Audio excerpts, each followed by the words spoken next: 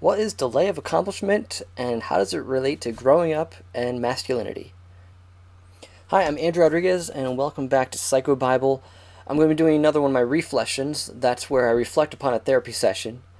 And this one is based off a client that I've been seeing for a few years, and we just had a session this week that brought up a conversation we've had before, or at least a an observation we've discussed before, and a pattern in his life that we expounded upon a little bit more. So he's a client I've been seeing for a few years for sexual struggles, and recently we've been doing a couple book studies. We've finished The Battle for Normality by Gerard van den Aardweg, and that highlights some things that I felt we should really explore more, and pertaining to gender identity and masculinity, and developing a sense of security in one's gender. So we've touched on it here and there as we were doing that particular book study, but I'm like, we should really do a study on what it means to be masculine. So we've now been working through Fully Alive by Larry Crabb. It's a biblical vision of gender that frees men and women to live beyond stereotypes. Highly recommend this book for anyone. And it's been enlightening for him because, as someone with same-sex attraction, as we were reading this, it's helped normalize some things for him when he's realized, oh wait, I'm not the only one who struggles with masculinity, with feeling like, with really understanding what masculinity is, and having confidence in my gender identity, that this is actually common for a lot of males, even guys who don't have same-sex attraction but still have heterosexual attractions. So it's kind of an epidemic of our times that we don't even know anymore what masculinity is. One of the patterns in his life that has come up several times has been not having a model for how to push through difficulties and see a task through to completion. And so as he's grown in that area, I make sure to highlight that and really bring him some praise and affirmation, like, you're on the right track. You're doing well in that area. So we took a little bit of a break. He was on a trip, and then we had the Memorial Day holiday. So we didn't get to meet for a couple weeks. So we usually meet weekly. We met this week, and he told me about a couple different scenarios that may seem unrelated, but they all tied together in the end. So the first was he went on a trip. He went to visit a friend from college, and so I asked how it was, and it was good. He enjoyed his time, but he did mention that, well, there are some things that came up that sort of interrupted their time, like he didn't realize his friend had a whole bunch of meetings planned that week, or his friend got sick, so he wasn't feeling so well, so they sort of put a damper on some of the things they wanted to do, some of the events they wanted to go to, things like that. But he still enjoyed his time with his friend. And he's like, well, I was able to go with the flow. So he was fine. Then in other scenarios is he's now in his mid-20s and he doesn't have his driver's license yet. So a little bit of a late bloomer in that area.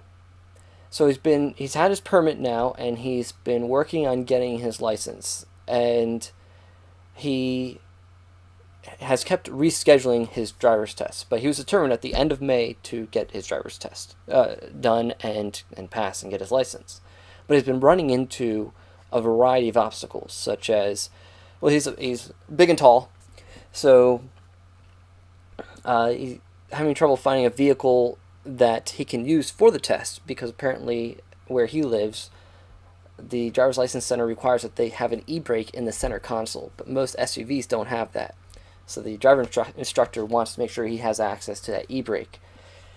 So that's just been making it very difficult for him to find a vehicle that he can fit in, as well as has that component. So it's been very frustrating for him. So those are a couple of the scenarios. There's another situation at work he brought up, but that doesn't tie into this as much. Okay. But despite the setbacks, he has been doing what he can on his part to search for the right vehicle, to call up different rental places, or ask friends for a vehicle that might fit what his needs. And he's been really working hard at it. So I commended him for that. Because in the past, what he would do instead would just get discouraged and give up. So this reminded me of previous situations with him where he had a task that was full of obstacles, and we came with some strategies to accomplish that task. Even though a variety of the factors regarding this task were outside of his control. For example, when he was in college and he was looking for an internship, he was having a really difficult time finding an internship site. So I gave him some advice based off my own experience when I was looking for a new job several years ago, and it was getting very discouraging for me finding a new job. So what I had to do was not think about the end goal as much. Like, okay, I have to get this new job. Well, that's the end goal. Well, what are the steps I can take to get there? So what I did was, okay, I got to make an Excel spreadsheet so I can keep track of all the places I've applied at, all the logins, because most of these places you apply at now require you to create a login for their website in order to make submit an application. I have to have a column for follow-up. Did I follow up with this person? Did I email the supervisor or the HR rep? Did I hear back from them?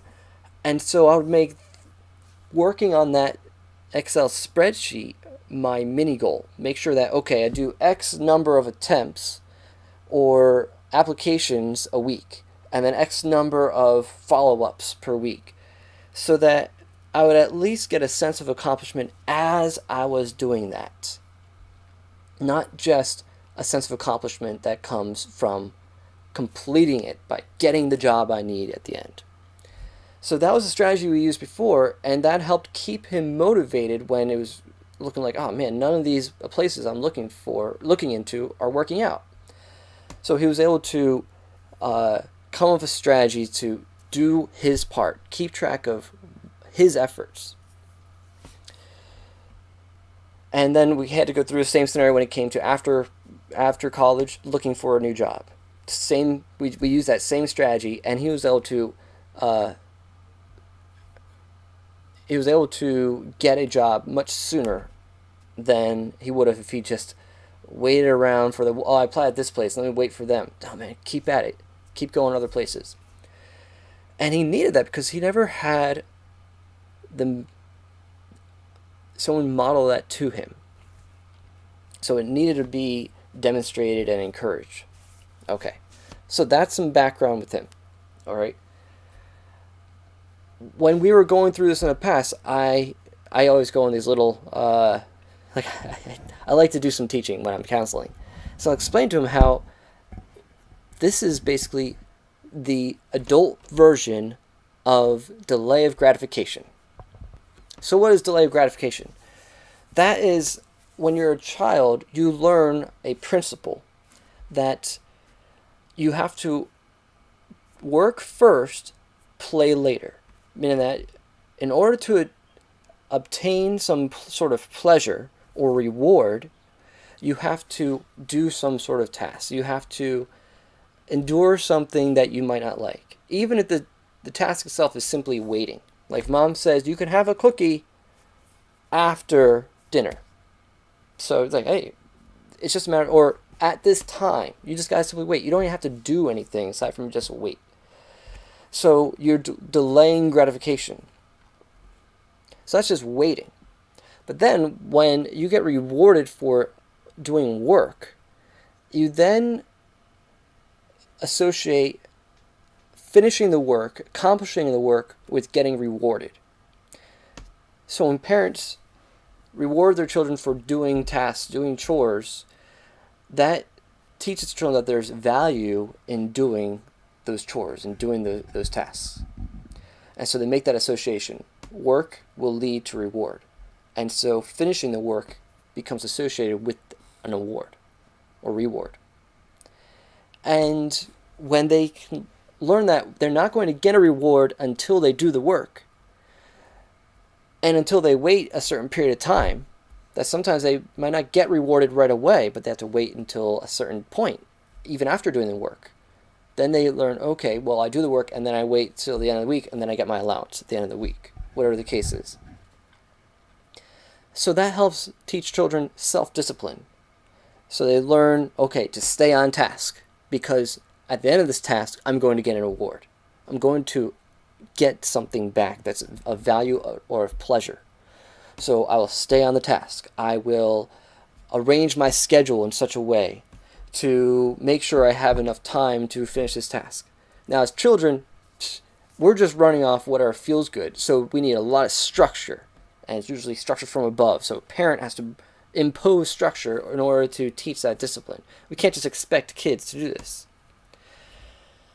But if we do that, then the children learn the value of waiting and delaying gratification. That not just to take the opportunity to get something that feels good now, but if they wait, they'll actually get more. Because another thing you do with delaying gratification is you can be like, well, you can get this reward now, or if you wait, you'll get more. Such as when you teach your children how to save money. You can say, well, all right, you got your allowance, you got your $5. I don't care what I never had allowance, but let's say you do allowance for your kids. See, I grew up, if I wanted money, I had to have an actual job. So even as a kid, we had to work in some way. So my mom worked from home, we helped her out in some way, and she would give us a portion of what she earned. So, or we worked at a strawberry orchard or at a farm or whatever. We didn't get allowance. You didn't get money just for simply existing. So you had to actually work in some way that earned money, and then you got a portion. You got what you earned. We were broke anyway, so my parents couldn't just give us allowance. Anyway, I hated kids who had allowance. But say you teach your children, you give them allowance, and you teach them the value of saving. That, okay, here's your $5. You can exchange that $5 for some candy. Or if you save it, you can exchange not just that $5, but say that $20 for this CD you want. Or you keep saving, you can get that video game you want. So they learn that, wait, if I don't go and get the pleasure I could get right now, immediately, if I wait on it, I can get something even better. So that's where you teach your children to delay gratification. It teaches them self-discipline and the value of waiting. Okay? Now what that leads to in adulthood is a delay of accomplishment. This is just a term I'm making up. I have no idea if someone else has already used this term. So what should happen is as children learn to delay gratification, they will associate the reward they get at the end of accomplishing a task. They'll associate that with the accomplishment itself, so that they find value, like an emotional value, in accomplishment. So I've got another client who this has been a point we've talked about several times, where things just sort of came easy to him. And so he didn't learn the value of doing work that was difficult. And it's like, oh, that's hard. Why would I do that? Everything comes easy. Mom and dad pay for everything. I'm already intelligent. I didn't have to work hard at my homework. So he didn't push himself to do anything above and beyond. He did the bare minimum because that's what he could get away with, and he still got good grades. So he didn't associate a great sense of pleasure from doing his work, and he wasn't really rewarded for doing well at home. His parents, as loving as they were, didn't set standards for him, and they didn't reward accomplishment. It was just sort of, well, expected because you're smart, so of course you're going to do well. So there was no association between accomplishment and reward. So when now he's faced with things in life that are difficult, like right now he's working on sobriety, he's a drug and alcohol addict, he's faced with a difficult task of maintaining a sobriety. It's taken a while for him to associate that accomplishment with pleasure itself, because for him, pleasure has been, well, doing things that, like drugs. That's been pleasurable because those are easy. But learning to delay gratification in childhood, learning that you have to work for your gratification, you have to do something in order to get a reward, that prepares us later in life for tasks that require greater time and effort to accomplish, because that gives us an incentive to persevere. So now I can measure my task with, okay, this task is going to require a lot more time and effort, and so the reward will be great if I put in the time and effort to accomplish that. We can make some value judgments. But if we never make that association, then we don't see, okay, why put time and effort into this task when I can do this one that's much easier? We don't see the value in. So as a therapist that works on campus at a university, this is an issue I see all the time. It's a crisis among young adults. That's why I also taught for a semester, Intro to Psych, and you could see when people submit their assignments, I see when they're putting things, submitting them late or at the nick of time. And when they do a paper, I can tell by reading it that, yeah, you're fudging this. You procrastinated. You had weeks to prepare for this paper, and you procrastinated so that now it's low quality. Now, they think they're doing good because they think that in high school, they learned the trick to doing work last minute. But someone who knows what it takes to do a good term paper, you can see when someone's put the work into it. So this is the result of them not associating pleasure with work in childhood. If that association is not made, the young adult will dread work that is not short and easy. And that sounds like, well, duh, it sounds like a no-brainer. Of course we're going to dread work that is not short and easy. But that's the wrong way of looking at it. And I think we've just gotten so used to hearing from the rest of society and maybe our parents, oh, I got a case of the Mondays, or I hate going to work. We've seen the value of work disparaged so much in our culture that we don't associate work with anything other than dread. But that's not necessarily a given. There are cultures that value hard work because they see the fruit of it, and they see the character that it will build. It's a constant issue I'm dealing with my young adult clients, especially my young men clients, my clients who are young men. I have another client I see who he works part-time for like a masonry company, and he's like, I don't see what the point is, but whatever. I'm like, dude, you're contributing to society, and he doesn't see the value in it because he thinks things are only valuable if they have some sort of big meaning. But like, no, I'm trying to teach him how it may seem menial to you. It may seem tedious to do this type of work, but think of it this way: you're building yourself character to endure work that may not be pleasurable, but will give you resources that you can use to meet your needs, but also the needs of others one day. If you have a wife, you have kids, or other people that you can, if you're single, good. That's more resources that God can use to bless other people. And you're learning to see a task through to completion even when it's not pleasurable. Like, that's character building. Even if the job itself, like, I don't see building a wall for someone or building their deck, like, that's that big a deal. They don't understand the value of work. So I try to instill that in these young men. So if we don't make that association in childhood, young men will remain passive.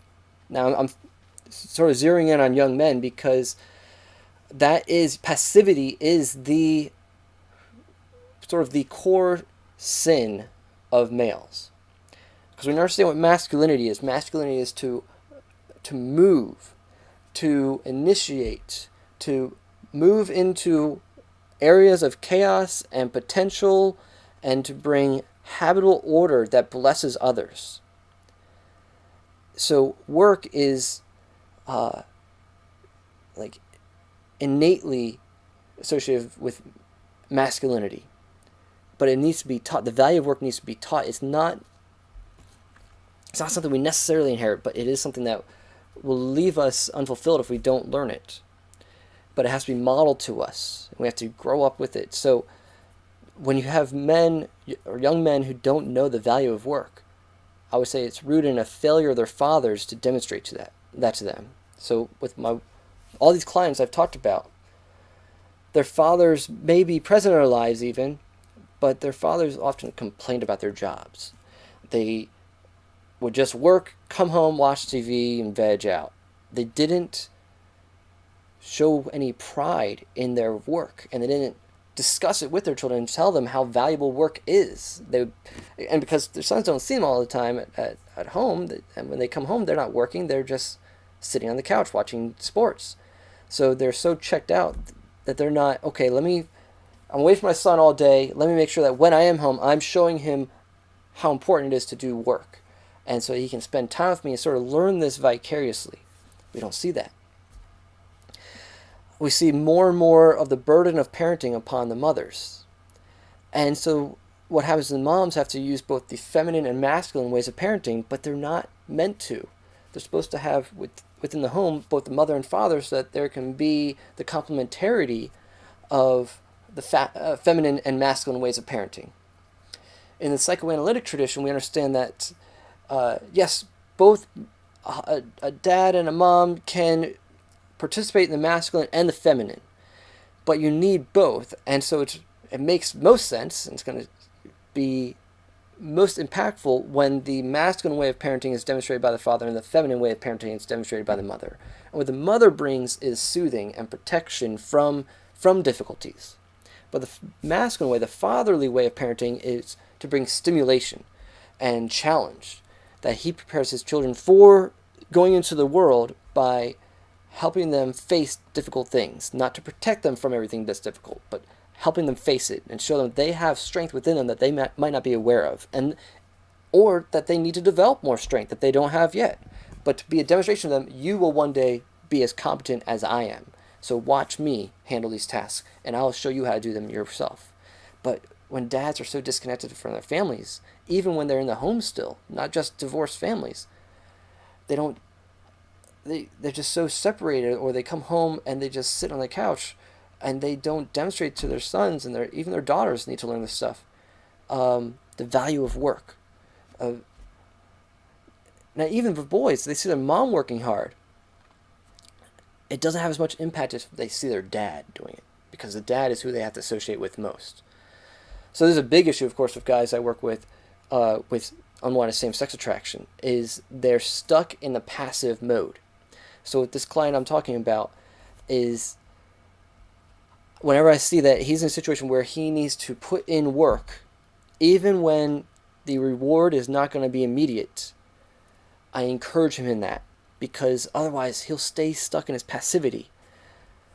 So with these two scenarios he brought up, he was explaining them to me, and I asked, okay, what can you learn from this whole experience, especially the one about the car or the driver's license?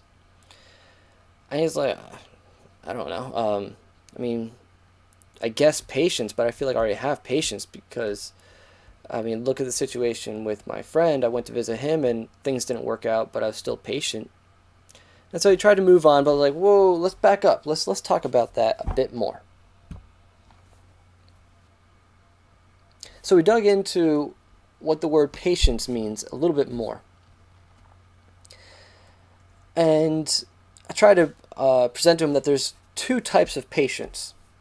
I did a little bit more digging after our session as well in Scripture and the words used for patience and perseverance. They're kind of used interchangeably in the Greek. So there's two main words for patience or perseverance. Macrothumia and hupomone. Now both mean essentially the same thing, like long-suffering or long-tempered.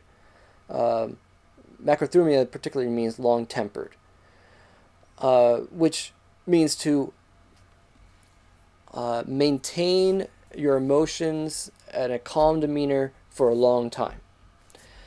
So, and this is the word that's used in, say, the list of the gifts of the Spirit. Patience. It's actually long-suffering. And that's more related to patience in respect to other persons. That when someone is being difficult with you, annoying, or harsh toward you, that you are long-suffering, that you can endure that difficulty with them. Whereas hupomone means long-suffering, but it's most associated with patience in respect to things and circumstances. So this one may be more interpreted as perseverance. There's another word for perseverance as well, but I'm not going to get into that. The main idea, though, is that there's two types of patience or perseverance. The one is when it comes to people who can be difficult and you have to sort of tolerate them. But the other one is when you're dealing with a situation that is difficult and trying, and you have to endure that. And the distinction I made to the client was, see, you thought you already have patience because the situation with your friend, you were able to just wait. But the reason you're able to wait with your friend when he had all these other tasks that sort of interrupted your time together was because you had certainty. You were able to just be passive, and that's your default mode, is being passive. Like, that comes easy to you, which it comes easy to most guys, especially with this crisis in masculinity that we're in. It's just being passive and waiting for things to come about. But he was able to do that because he was certain that, okay, he's got a meeting, but at the end of that meeting, which I know when it's going to start and when it's going to end, we'll go back to hanging out and doing activities together. So because you have the certainty in the outcome, you can afford to be passive and just wait. But with the other scenario regarding the driver's license and all the difficulties with that, what makes that more difficult is that there's not such a certainty about the outcome. So in this case, perseverance is not just waiting, because you actually have to put some work in and still wait. So he has to do his part. He has to go do research and find the right type of vehicle for him. He has to reschedule the appointments. He has to coordinate his schedules with his mom to make sure he can get there. And he has to do all this work, but not know for sure it's going to work out. And that is how perseverance is a little bit different than just patience. Because it means you're going to not just wait for the end result, but you're going to put in work. And so it's not just based on a certainty, but it's based on faith and hope in God for the outcome. And we related this, and he made the connection as well. So I didn't have to convince him of this, that this actually is kind of a meta-analogy for the very work we're doing.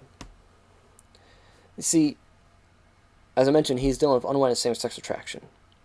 We don't know if the same-sex attraction is going to change. We don't. There's no certainty, there's no guarantee that that will change. But there are things we are working on that he can do something about. The pornography addiction. The masculine way of relating to people. Not just being passive, but asserting himself and getting his needs met. And developing healthy relationships and accountability. And those are things I've been pressing him on, is do what you can for yourself. Don't just be passive. Don't just wait for things to happen. And then you trust God with the result. We don't know exactly how it's going to all turn out. Now, sometimes I get to preaching with my clients. I can't help it sometimes. So this doesn't just apply to this client. Maybe this applies to you. Maybe you're facing some sort of difficulty. It's a circumstance that's going to require a lot of work on your part and very little certainty of the outcome. But that's where you got to put your faith that God is responsible for the outcome. There's a time where I visited an AA group, and I asked one of the members there about sort of this, what I thought was a bit of a contradiction in AA and 12-step philosophy, that they talk so much about how they have no control over anything, but yet what I was observing was they did a lot of work toward their recovery. So I asked him about that, and he said, you know what? I'm responsible to do the work. God is responsible for the consequence. I'm like, okay, fair enough. Because just like if you're talking about some other illness, like, say, cancer treatment, you do the work, but there's still no guarantee that you're going to get well. You can do the chemo, you can do the radiation, but God is still responsible for the consequence if that treatment will work. So, but it's not going to happen as well if you don't do the work. Now, unless there's a miracle that God can intervene. But with miracles, and it's probably why we don't see them as much, we don't learn character. We don't develop character when we are constantly blessed with miracles.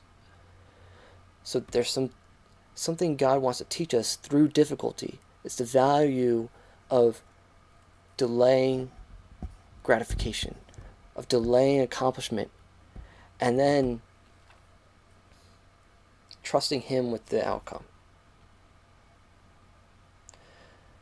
So I hope this is a word of encouragement to you. If you're dealing with some situation that's been difficult, keep doing your part, pressing in, and trust God with the results.